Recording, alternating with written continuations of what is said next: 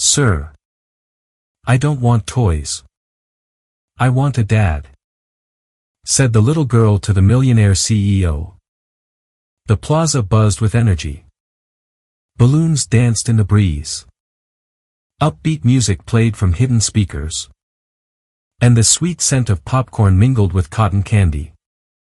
Children dashed between colorful booths, trying games, winning prizes, and laughing as costumed mascots waved from street corners. It was the official launch of Brain Bounce, Caleb Turner's newest educational app that promised to make learning fun. Branded tents lined the plaza, filled with demo tablets, toys, and cheerful staff in matching shirts. An enthusiastic MC hyped the crowd. "Welcome, everyone, to the future of learning." Melissa stood at the edge of the celebration, clutching the hand of her 6-year-old daughter, Mia. Her faded blue windbreaker looked worn, zipped high against a breeze that wasn't there. Mia's dress was a little short, her sneakers well-loved. They had just been passing by when they saw the crowd and a sign that read, "Free games and prizes." "Can we look, Mama?" Mia asked, her eyes wide with wonder. Melissa hesitated. These flashy events weren't usually meant for people like them. But then she noticed volunteers handing out sandwiches and juice boxes and gave a small nod. "Just for a bit." Inside, a staff member knelt beside Mia with a warm smile. "Want to try a game?" With her mother's quiet encouragement. Mia sat at a tablet. Her small fingers flew over the screen, navigating puzzles, matching shapes, and solving number problems. She solved them all with an effortless ease that was startling. Then, the tablet screen lit up with flashing colors. Top score achieved. Cheers erupted from the staff at the booth. The MC's voice boomed over the speakers. "We have a champion." And Caleb Turner, the CEO himself, stepped forward. Dressed sharply in a casual blazer but with a genuinely friendly smile. He knelt before Mia, offering her a small, detailed model toy car. "This is for you," he said warmly. "You're amazing." And then, in the sudden hush that followed, Mia looked up at him, her voice clear and soft. "Sir, I don't want toys. I want a dad." The plaza fell silent. The music seemed to stop. The MC's hand dropped from the microphone. The bustling crowd stilled. Caleb froze in place, his hand still holding out the toy. It was as if the sun had paused overhead. Mia's wide, green eyes stayed on him. Not accusing, not dramatic, just honest. Her voice was not sad, just true. Melissa gasped softly and rushed forward, her cheeks burning with embarrassment. "Mia," she whispered, crouching down quickly beside her daughter. "Say thank you to the man." "But Mama," Mia said, her voice still carrying in the silence. "I already have toys. I just want someone who stays." There was nothing louder than the silence that followed. A few spectators, moved by the raw moment, reached into their wallets. A woman nearby gently handed Melissa a few folded bills. "Here, sweetie. For your little girl." Melissa gently pushed the money back. "Thank you," she said, her voice calm but firm. "But I don't accept money unless I've earned it. There are others who need it more." She stood up, Her arm wrapped protectively around Mia. Ready to leave. Her dignity was as clear as her refusal. There was no shame in her poverty. Only pride in her principles. Caleb watched them walk away. He had built an empire on understanding people, what they needed, what they wanted, how to shape solutions for them. But no algorithm, no market research, had prepared him for a 6-year-old who just wanted a father. Or a woman who, despite having so little, walked away without asking for a single thing. He remained kneeling, the toy car suddenly feeling impossibly heavy in his hand. The next morning, the world felt quieter. The frenzy of the product launch was already yesterday's news, swept away by new headlines and trending hashtags. But for Caleb Turner, the voice of one little girl echoed louder than any applause. He took his coffee and walked through the park near his condo, needing air that wasn't filtered through office vents or tinted car windows. The park was simple: wooden benches, patches of clover, the occasional jogger. Just as he passed a small fountain, something familiar caught his eye. On a nearby bench, a mother and child sat sharing a sandwich wrapped in wax paper. It was them. Melissa and Mia. Melissa held a water bottle between her knees, carefully tearing the sandwich in half and offering the bigger piece to her daughter. Mia accepted it with a smile, then leaned her head against her mother's arm. They shared a private laugh. A small, intimate moment that stopped Caleb in his tracks. They didn't look rich, or even comfortable, but they looked peaceful. He hesitated, then took a breath and approached. "Excuse me," he said, his voice softer than usual. Melissa looked up quickly, surprised. Her eyes narrowed ever so slightly in recognition. "Mr. Turner. You can call me Caleb," he said, offering a sheepish smile. "Mind if I sit?" There was a pause. A moment of calculation in her eyes. Then with a small gesture of her hand, she nodded to the empty space beside her. Mia looked up at him with curious, unafraid eyes. "Hi," she said around a bite of sandwich. "Hi, Mia," he replied gently. "That was quite a thing you said yesterday." Melissa let out a small sigh. "I'm so sorry about that.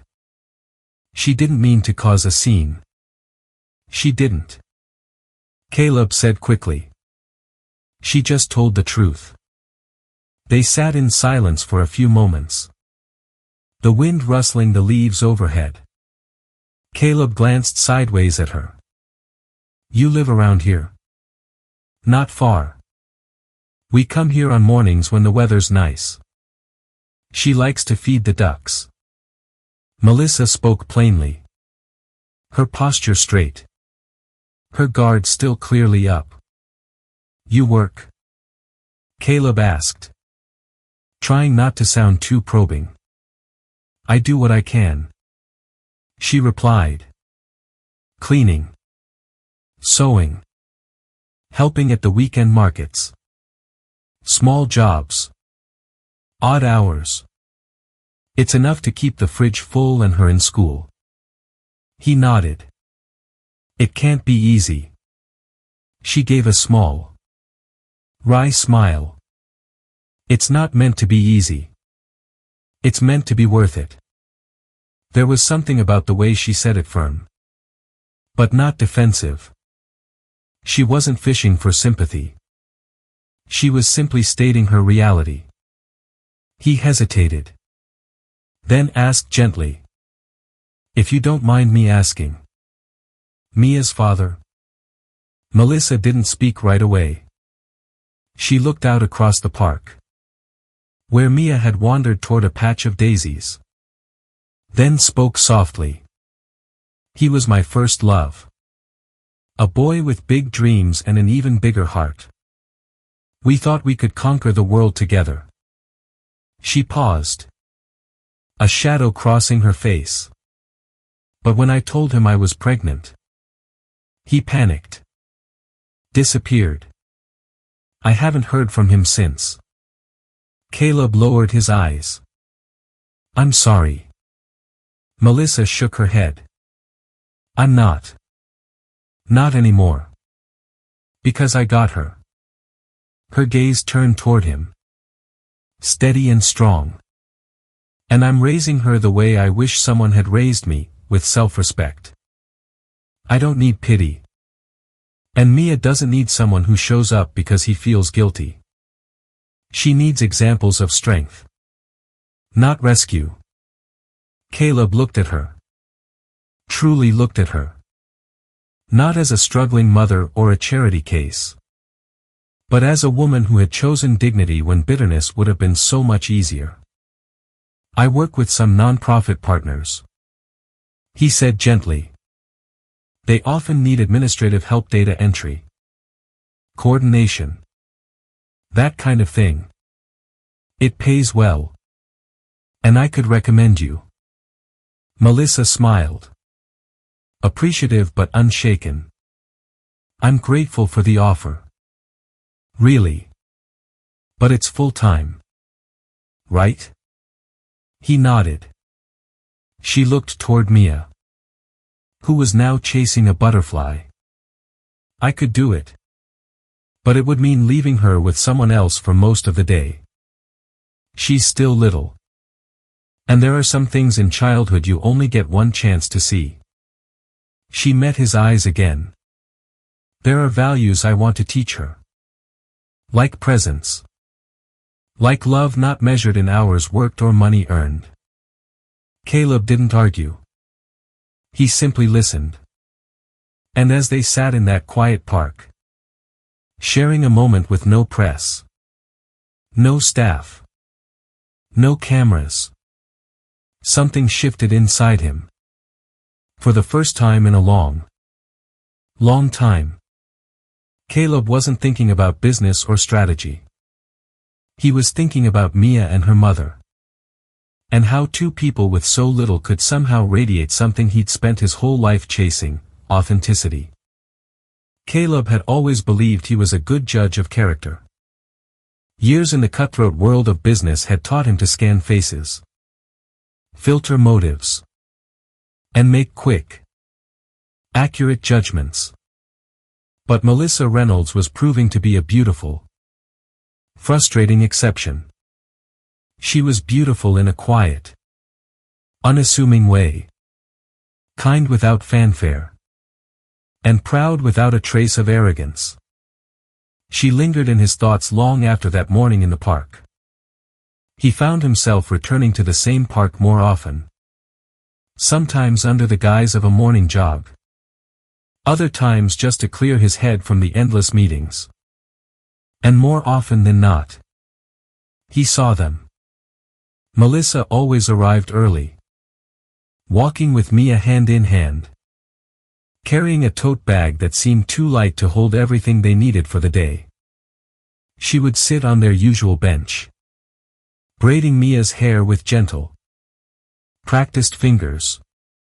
Or sharing bits of their simple breakfast, usually a boiled egg, some bread, and fruit wrapped in reused plastic. Caleb watched from a distance. Never close enough to intrude, but near enough to observe the quiet rhythm of their lives. One morning, he saw Melissa help an elderly woman with a walker cross the busy intersection just outside the park. There was no hesitation. No performative kindness for an audience. She simply stepped forward, took the woman's heavy grocery bags, and walked beside her with the ease of someone who never waited to be asked. Another time, she stooped to pick up litter that someone had left scattered near the children's play area. Candy wrappers, Empty water bottles. Crumpled napkins. Mia joined her without being told, humming a little tune as she placed the trash into a nearby bin. At the small food stall near the park entrance, Melissa would often help the vendor tidy up trays or restack utensils when business was slow. In return, the vendor would hand her a small bowl of rice or soup, not as charity, but as an exchange. She always paid in some form, whether with a few minutes of labor or just a warm smile. Never once did Caleb see her ask for help. What struck him most was Mia. The little girl never whined or demanded attention. She greeted the food vendor with a chirpy, "Good morning," and always thanked the pigeons when she fed them breadcrumbs. One afternoon, Caleb watched as Mia offered her half-eaten cookie to another child who had dropped his snack and started to cry. She did it instinctively, without looking to her mother for approval. Kindness, it seemed, was her first language. Caleb began to understand something he never had before. This wasn't about sympathy. Melissa and Mia didn't live with less because they had no choice. They lived with dignity despite their circumstances. They chose grace over bitterness. And in that choice, they carried a kind of richness that no amount of wealth could ever buy. He had spent his entire adult life surrounded by polished executives, ambitious social climbers, and people who measured their worth by their net gain. But these two, this woman and her daughter, showed him something different. Something purer. One evening, as the sun began to dip and a golden light stretched across the grass, Caleb sat at a distance on a park bench, pretending to read a book. He watched Melissa kneel beside Mia, who had found a fuzzy caterpillar and was marveling at its slow, deliberate crawl. Melissa wasn't in a rush. She wasn't checking her phone. She crouched beside her daughter, patiently answering questions, even inventing a whimsical story about the caterpillar's great journey to find its wings. Caleb smiled without realizing it. He had once believed love was something loud: fireworks, grand declarations, diamond rings. Now, he wasn't so sure. Because in that quiet moment, watching Melissa gently tuck a fallen flower behind Mia's ear, Caleb felt something stir in his chest. It was soft but undeniable: admiration, respect, and yes, maybe even something deeper. He no longer saw Melissa as someone to be helped, or Mia as a girl with a heartbreaking wish. He saw them as exactly what they were: two souls quietly navigating the world with nothing but decency and love as their armor. And something inside him whispered, "This is what real strength looks like." Caleb Turner was not a man who acted without a strategy. Every major decision in his life had been calculated, with profits forecasted and outcomes predicted. But with Melissa and Mia, there was no blueprint. No long game, only a growing instinct. And something else he wasn't used to: a feeling. He still remembered the moment Mia's high score had flashed on the screen at the launch event, right before her quiet plea for a father had turned the crowd to stone. In order to send her the promised prize, she had typed her mother's contact number and their modest address into the registration tablet. The data had been stored, encrypted like everything else in his company's systems. Caleb never intended to use it for personal reasons. But he did. Not to intrude. Not to control. But to help in the one way he knew best. That week, he reached out to a non-profit organization his company had quietly supported for years, a foundation that provided resources and flexible job opportunities for single mothers. Through the director, he requested an anonymous placement. There was to be no mention of him. No ties to his company name. He described Melissa's skill set as he had observed it: articulate, organized, intelligent, and empathetic, the kind of person who would thrive in a role that allowed her to work remotely while caring for her daughter. Within days, the foundation reached out to Melissa, offering her a freelance editorial role reviewing and curating educational content for a new children's learning platform. The hours were flexible. The pay was fair. The work could be done entirely from home. Melissa hesitated when she received the email. The job seemed too good to be true. The tone was professional and the offer respectful. But something about the perfect timing made her wary. Still, it wasn't a handout. It was a job. And a meaningful one at that. She accepted. What Caleb hadn't expected was how diligently she threw herself into the work. Through the foundation's back-end reports, which he could access as a primary donor, he tracked her progress anonymously. She never missed a deadline. Her feedback on the content was insightful and kind. And the revisions she suggested often made the material more engaging and accessible for young learners. The team was impressed. They assumed she had a background in child psychology. She didn't. She just knew what children liked because she had one. And she paid attention. But that wasn't all Caleb did. He remembered how Mia's eyes had lit up at the event. So curious and bright. He had known too many children whose potential was dulled by circumstance. Their curiosity choked by limitations. Not Mia.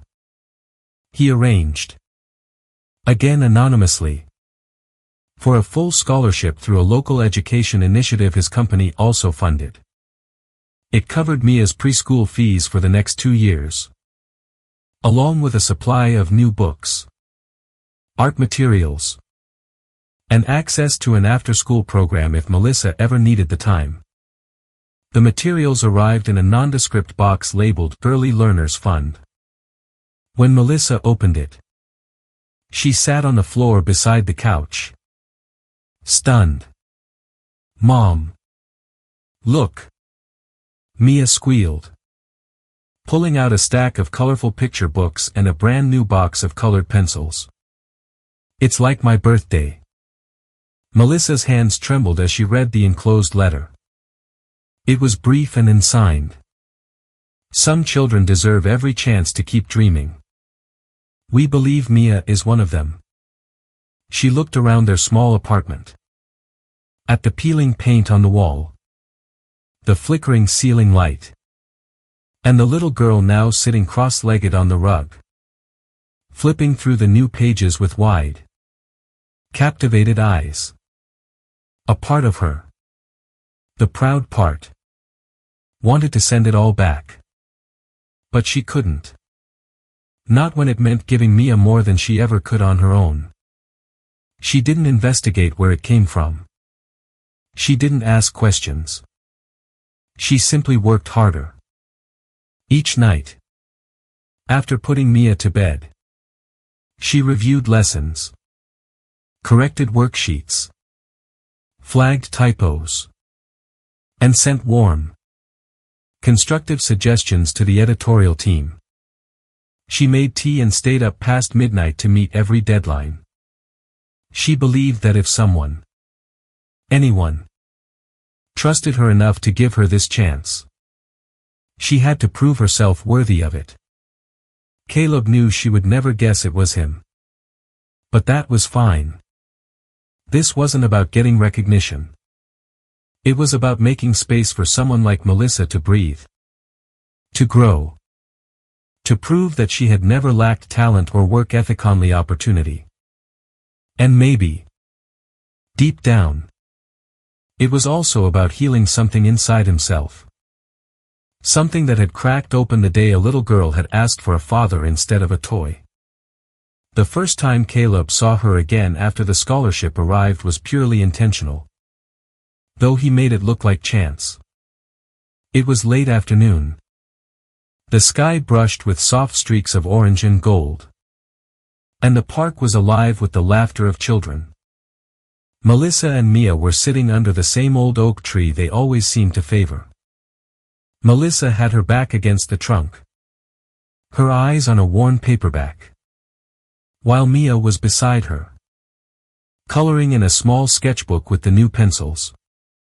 Caleb walked past, pretended to notice them with a hint of surprise, and then offered a warm, casual hello. From that moment on, the chance encounters became more frequent. A stroll through the park when he knew they'd be there. A visit to the local library where he'd accidentally end up in the children's reading room when Melissa arrived for story hour. A walk near the corner bakery she liked, right around lunchtime. Each time, Melissa greeted him politely, her initial wariness slowly softening into a quiet curiosity, but always with that unshakable grace. Then one evening, something happened that neither of them could have predicted. Caleb had stopped at a no-name food stall at the edge of the park. A small place with sizzling pans and plastic chairs. He ordered a simple noodle bowl, his thoughts distracted. When the vendor told him the total, he reached into his coat pocket and realized with a jolt that his wallet was missing. The vendor frowned. "Sir, no tab here." "I understand. I just..." Caleb hesitated, instinctively reaching for his phone, only to realize that, too, was in his bag back at the office. Voices nearby started to murmur. A few people glanced over, their expressions shifting from disinterest to suspicion. The air grew tense, awkward, and for a man like Caleb, almost humiliating. Then, a quiet voice came from behind him. "I've got it." Melissa stepped forward, handed a few bills to the vendor without waiting for change, then turned to Caleb and whispered, "Come on." She gently guided him away before he could protest. "Melissa." "Wait." He started, flustered. She cut him off gently. "I didn't do that because you're a CEO," she said, her tone even and direct. "I did it because I hate seeing anyone embarrassed in public. That's all." He paused, stunned. It was such a small act. A meal that cost less than $10. But the way she had done it without show, without judgment, with a quiet resolve hit him harder than any boardroom confrontation ever had.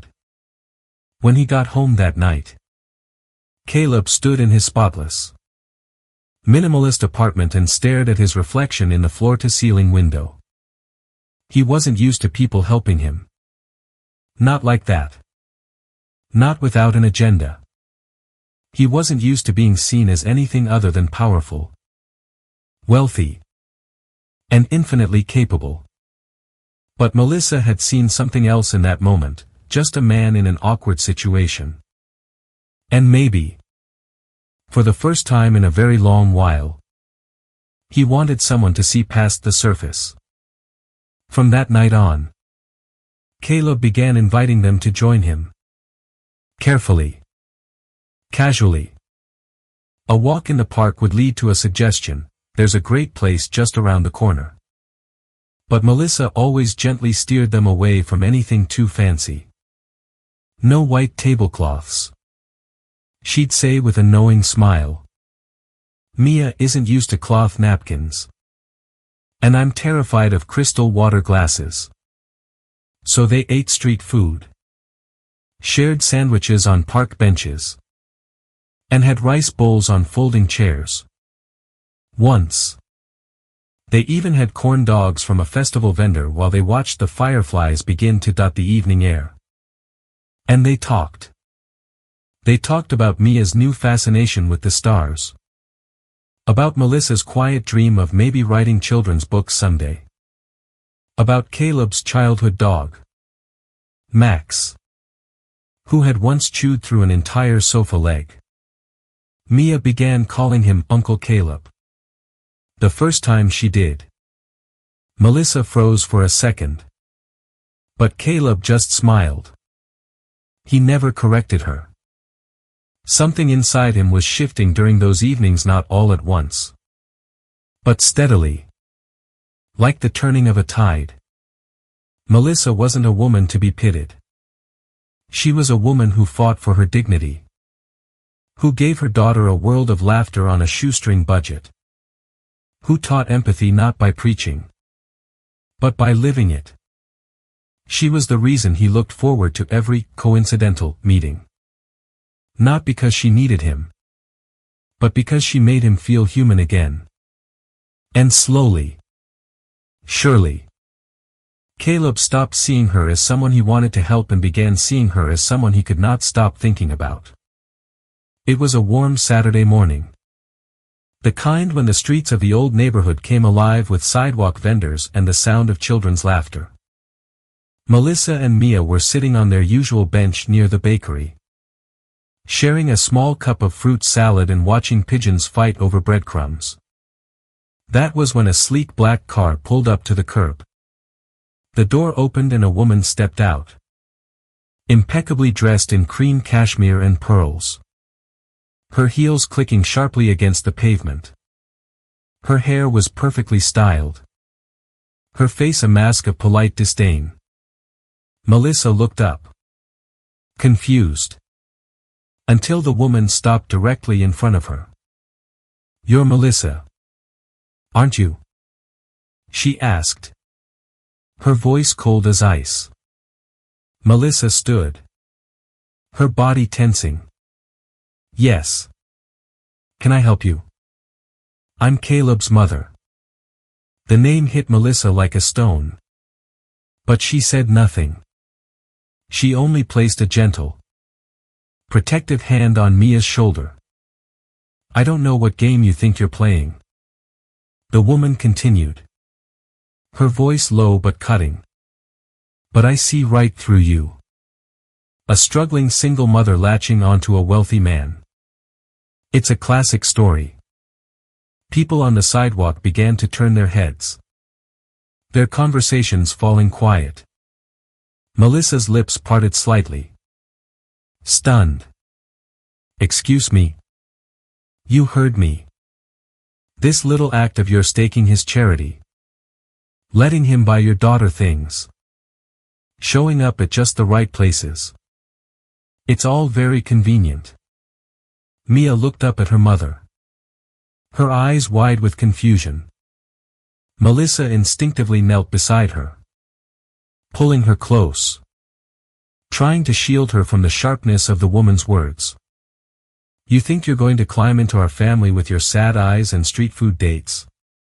The woman sneered. "Find another ladder to climb." Melissa rose slowly, her voice trembling but firm. "I don't know what you think you know about me," she said. "But I have never taken a cent from your son out of pity. And I have never asked him for a single thing." "Oh. Please." The woman scoffed. "You didn't have to." Melissa took Mia's hand. "Come on, sweetheart. We're leaving." They turned to walk away. But after a few steps, Melissa stopped. She turned back around, looked Caleb's mother directly in the eye, and said, her voice now clear and unwavering, "I may be poor, but my daughter will not grow up believing she is less than anyone. She will not grow up thinking her mother traded her dignity for comfort. We don't need anyone's charity. And we certainly don't need your approval." Then she walked away, her shoulders straight and her head held high. She didn't cry until they were home. Behind a locked door. With Mia napping safely in the next room.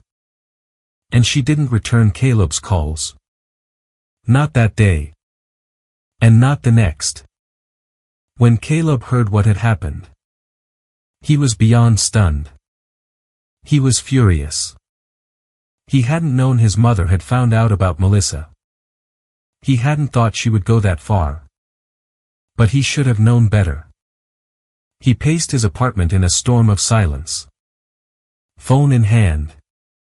Replaying the words his mother had likely used. Imagining the look on Melissa's face, her pain. Her anger. Her fierce dignity in the face of public humiliation. He tried calling again. No answer. He sent a message, please. Melissa. Let me explain. No reply. And for the first time in years, Caleb felt completely helpless. Not because he had no power, but because all the power and money in the world could not fix what his mother had broken in that one cruel moment. He sat alone on his balcony that night, staring at the distant city lights, wondering if he had just lost the only two people who had ever made him feel like more than his bank account. He hadn't cried since his father died years ago. But that night, the tears came. Quiet. Unstoppable. And bitter. Because for the first time in a long, lonely time, he had found something real. And it had just slipped through his fingers. The sun was beginning to dip below the city skyline, casting a soft, golden hue over the now empty park. The usual noise of children playing and vendors calling out had faded with the end of the day. The swings hung still. The benches half-shadowed in the approaching twilight. It was quiet. Almost too quiet. Caleb stood near the edge of the path, scanning the park as he had for the last 2 evenings. His heart thudded against his ribs when he finally spotted a familiar figure sitting alone on a worn wooden bench. Melissa. She was hunched slightly, arms wrapped around herself as if the summer breeze carried a deep chill. Her blonde hair was loose, falling in soft waves over her shoulders. Mia was not with her. He approached slowly, cautiously, not wanting to startle her. But she heard his footsteps anyway and looked up. Their eyes met across the grass. Neither of them said a word for several long seconds. Then Caleb spoke.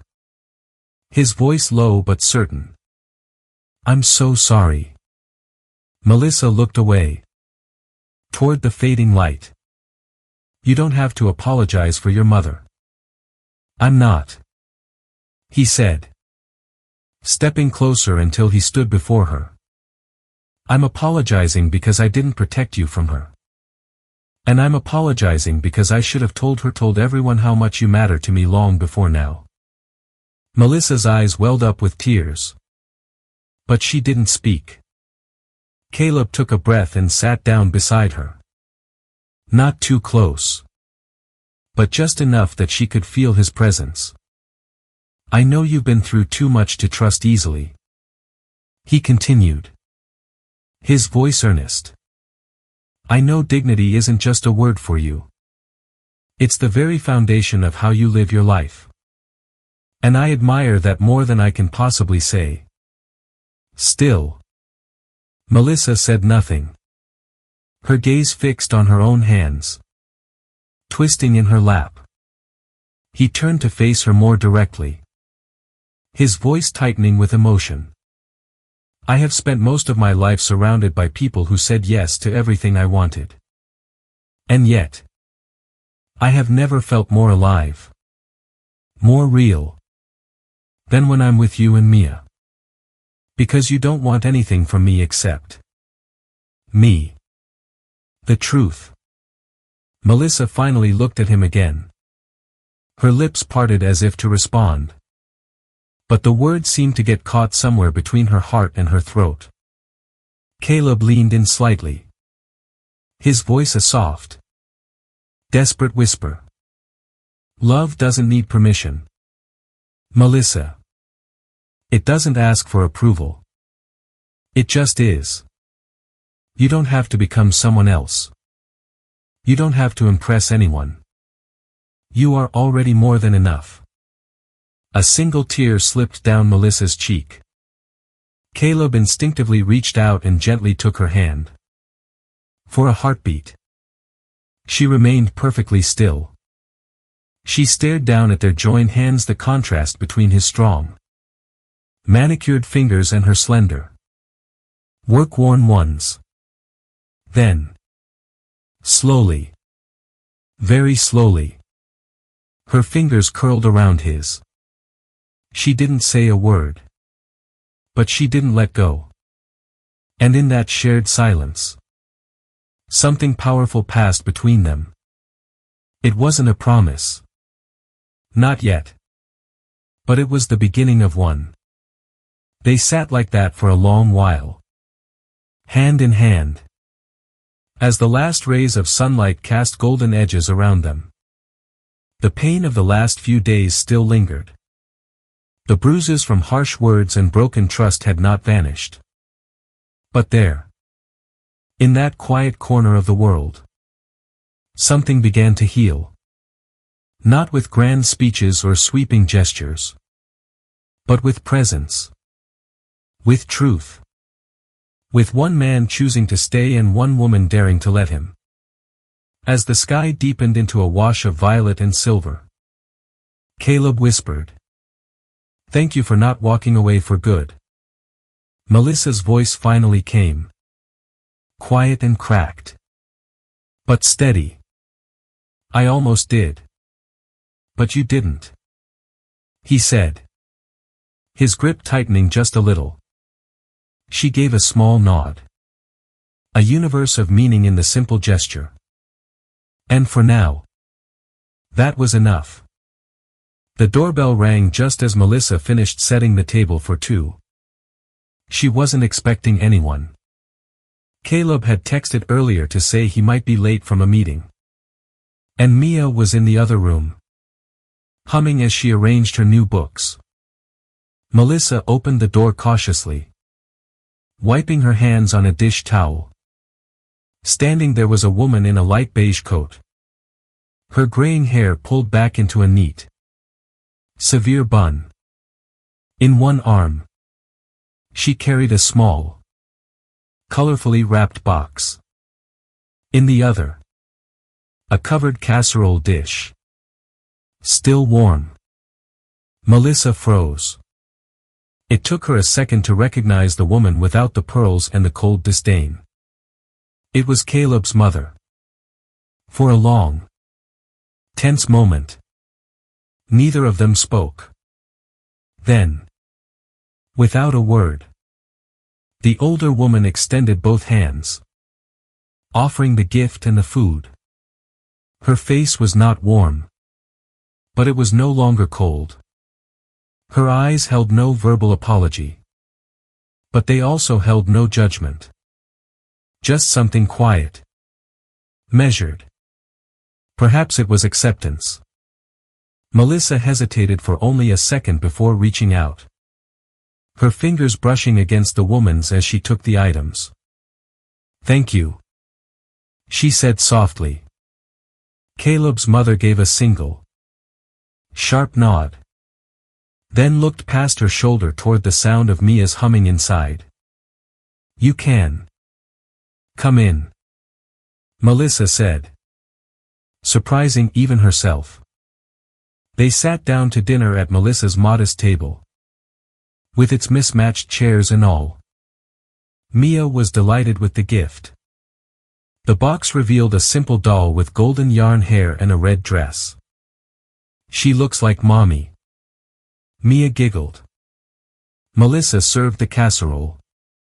Caleb arrived moments later, stopping dead in the doorway, stunned to find his mother already seated, listening intently as Mia explained the rules of her favorite riddle. The dinner was not perfectly smooth. There were long silences, careful glances, and a tangible sense of two worlds colliding. But there was no tension either.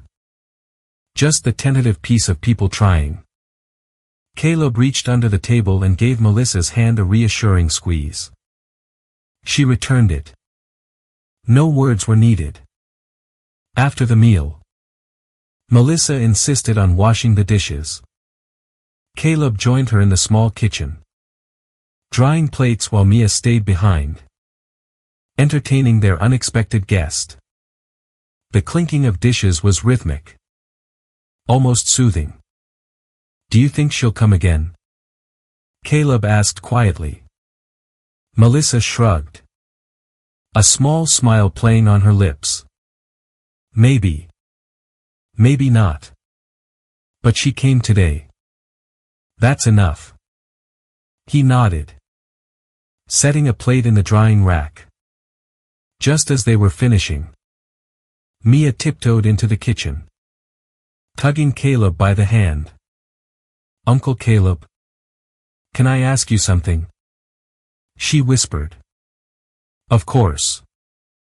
Munchkin," Caleb said, bending down to her level. Mia leaned close, cupping her hand around his ear as if guarding a sacred secret. "Now, can you be my dad?" Caleb's heart stopped.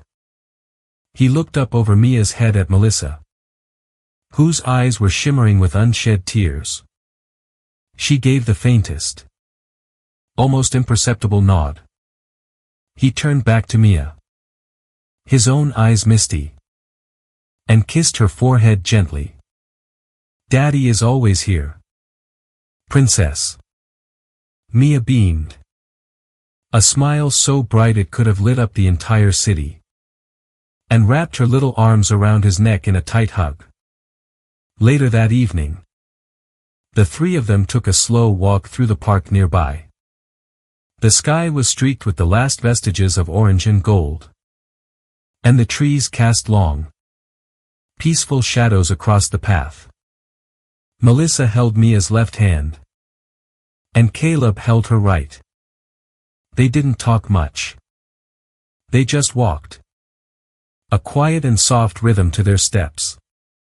There were no photographers, no headlines, no product launches. Just a man, a woman, and a child. Finally, a family. They paused near the playground, and Mia ran off to chase the last slivers of sunlight. Caleb turned to Melissa. "Are you happy?" She smiled, a genuine, soul-deep smile as she watched their daughter play. "I'm peaceful," she said. "And that's more than I've had in a very long time." He wrapped an arm around her shoulders, pulling her close. Together they stood there in the golden hour of something new. It wasn't a flashy or grand happily ever after, but something far better. It was real. If this story touched your heart, just like little Mia's words once stopped a crowd in its tracks, imagine how many lives can change when we choose kindness, empathy, and quiet strength. Caleb didn't set out to find a family that day, but love has a way of finding us when we least expect it, often when we are most open to giving it. If you believe in the power of everyday moments, in the beauty of second chances, and in stories that warm your soul, make sure to subscribe to Soul-Stirring Stories. We bring you true-to-life tales of hope, healing, and humanity that remind us all what really matters. Thank you for watching. Stay kind, stay hopeful, and we'll see you in the next story.